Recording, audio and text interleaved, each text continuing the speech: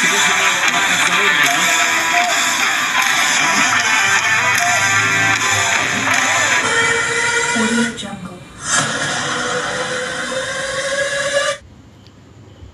araw at magandang gabi sa inyong lahat mga kapatid, mga kaibigan.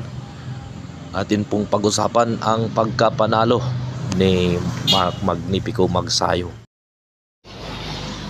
At bago ko ituloy ang aking munting kwento, paki-like at subscribe at pindutin ang notification bell para updated kayo sa mga pangyayaring boxing sa buong mundo. Napakagandang laban yun mga kaibigan. Makikita natin si Magsayo na pulidong-pulido ang mga patama niya. At alam naman natin, itong ating idol na Magsayo, Mark Magnifico Magsayo, ay palagi nating tinatantanan mga kaibigan. Dahil siya lang ang nag-iisang boksingero sa lightweight division na medyo nabuhayan tayo mula ng matalo itong si Romero Dono sa kamay ni Frank Martin at ni Ryan Garcia mga kaibigan. Kaya ngayon meron naman tayong lightweight division na si Mark Magnifico Magsayo. Kailangan mag-insayo ng ating kababayang buhula. Dahil hindi po basta-basta mga kaibigan ang lightweight division. Dahil sa ngayon madami pong mga boksingero, madami pong mga champion na kakaiba talaga ang mga lakas nitong mga champion sa lightweight division. Katulad pito ni Pitbull Cruz. Matindi rito na boksingero mga kaibigan. At kasama rin ito ni Mark Magnifico Magsayo sa kanyang pag-insayo. At nasa MP promotion rin ito. At ito rin si Gervonta Davis. Matindi rin ito. Tauhan po ito ni Floyd Mayweather. At ito naman si Vasily Lomachenko. Andun po ang mga superstar mga kaibigan. Kailangan pag-igihan talaga ni Mark Magnifico Magsayo na sisikat ng gusto dahil siya lang talaga ang tinatantanan ng mga boxing fans ng mga Pilipino. Accurate po ang kanyang mga suntok mga kaibigan at wala pong nasasayang. Makikita mo po naman mga kaibigan sa replay ay talagang ang kanyang estilo ngayon ay hindi katulad noon na bara-bara at saka may mga wasiwas na hindi naman tumatama. At nakikita na talaga ni Mark Magnifico Magsayo ang kanyang mga kamalian noon na sobraran siyang agresibo sa laban at pinupunterian niya palagi ang knockout.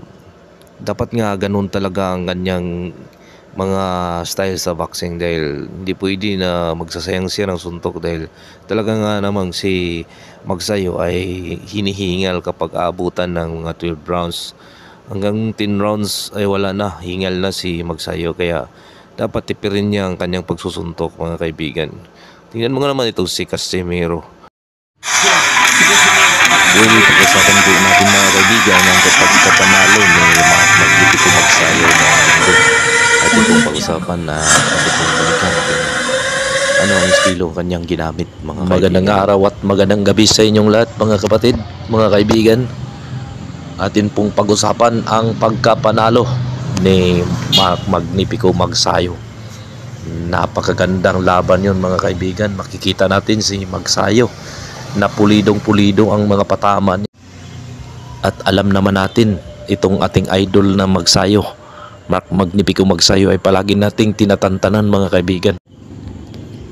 Dahil siya lang ang nag-iisang boksingero sa lightweight division na medyo nabuhayan tayo mula ng matalo itong si Romero Dono sa kamay ni Frank Martin at ni Ryan Garcia mga kaibigan. Kaya ngayon meron naman tayong lightweight division na si Mark Magnifico Magsayo. Kailangan mag-insayo ng ating kababayang buhula. Dahil hindi po basta-basta mga kaibigan ang lightweight division. Dahil sa ngayon madami pong mga boksingero, madami pong mga champion na kakaiba talaga ang mga lakas nitong mga champion sa lightweight division. Katulad pito ni Pitbull Cruz. Matindi rito na boksingero mga kaibigan. At kasama rin ito ni Mark Magnifico Magsayo sa kanyang pag-insayo. At nasa MP promotion rin ito. At ito rin si Gervonta Davis. Matindi rin ito. Tauhan po ito ni Floyd Mayweather. At ito naman si Vasily Lomachenko. Andun po ang mga superstar, mga kaibigan. Kailangan paggigihan talaga ni Mark Magnifico Magsayo na sisikat ng gusto, dahil siya lang talaga ang tinatantanan ng mga boxing fans ng mga Pilipino. Accurate po ang kanyang mga suntok, mga kaibigan, at wala pong nasasayang. Makikita mo po naman, mga kaibigan, sa replay ay talagang ang kanyang estilo ngayon ay hindi katulad noon na bara-bara at saka may mga wasiwas na hindi naman tumatama. At nakikita na talaga ni Mark Magnifico Magsayo ang kanyang mga kamalian noon, na sobraran siyang agresibo sa laban at pinupunterian niya palagi ang knockout, mga kaibigan.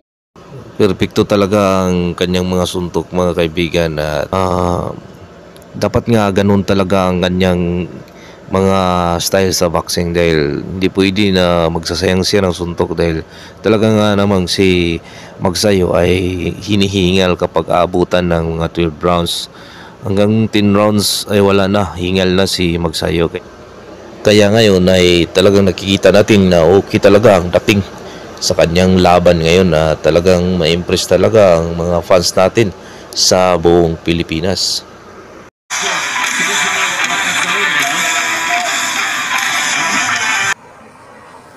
Doon naman tayo, mga kaibigan, kay Tank Davis. Talaga congratulations talaga.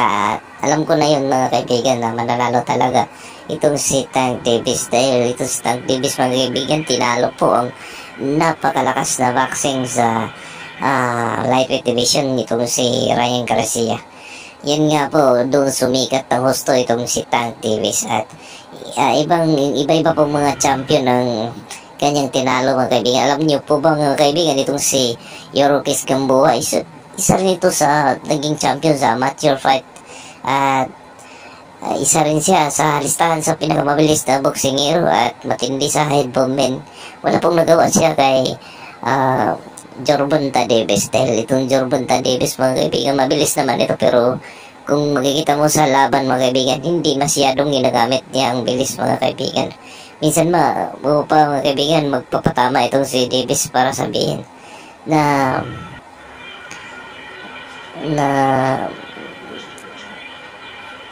para sabihin, mga kaibigan, na kayang-kaya siya nakalaban, ngunit gumagawa na ito siya pala ng anggulo para, mga kaibigan, para tamaan ng isang kalaban. Ganun po, mga kaibigan. Matindi talaga itong yung mga estilo ng mga taktika itong mga Mayweather promotion.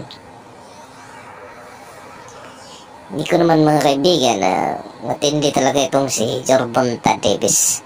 Tingnan naman, kung sabihin natin ni si Frank Martin, ay hindi rin basta-basta yun. Makita mo ang mukha ni Frank Martin, makita mo ang mukha ni Davis, ay may sugat po dito sa kanyang pisngi, mga kaibigan. Matindi itong, malakas rin ang suntok daw nitong si Frank Martin. Akalain mo nga, mga kaibigan, tinalo ni Gervonta Davis itong si Ryan Garcia. Ngunit po, mga kaibigan, ang lahat pong nakalaban po ni Ryan Garcia itong si ating kababayan na si Romero Dono. At alam niyo naman na itong si Ryan Garcia ay tinalo ni Tank Davis. At ito namang si Ryan Garcia tinalo rin ng ating kababayan si Romero Dono. At alam niyo po ba nga na nakalaban rin ni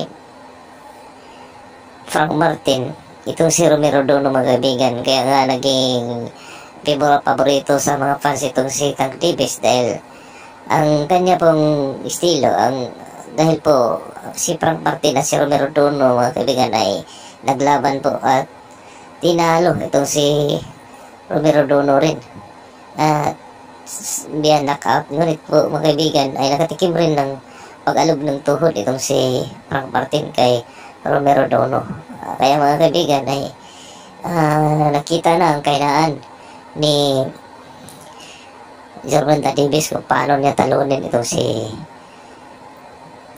Frank Martin. Mga kaibigan, ay hindi po basta-basta ang naging laban na yun, mga kaibigan. Nahirapan ng gusto. Kung inabot po yun ng 12 rounds, posible na mananalo itong si Frank Martin. Ngunit po, mga kaibigan, ay matindi itong mga anggulo na ginawa at matindi ang mga diskarte ng mga Mayweather promotion. Itong si Jorbanta. Mawala. Murag lagi na ako kanang naksta ko lagi. Murag. Murag naglanaw. Pilipinas bitaw na. Taga Sampo na ina. Murag panglaw, wala panglawan. Patag ka jo. Patag ka wala. Murag panglaw dayo.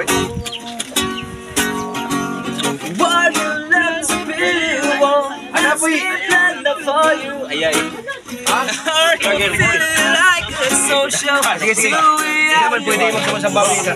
Tama si Jesus nga katantaman. Okay ra. Hindi na ka na.